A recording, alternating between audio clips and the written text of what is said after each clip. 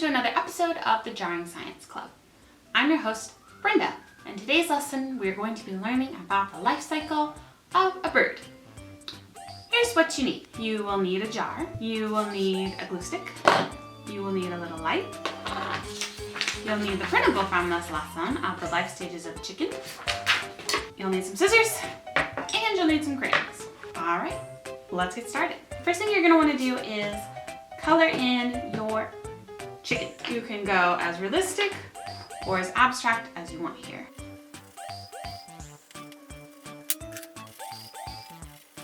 If you want the arrows, you can also color them in.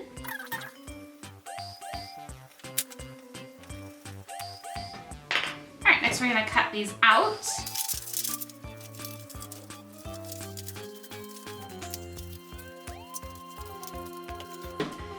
Now we're going to glue our little life cycle things to the outside of our jar or the inside, whichever one you want to do.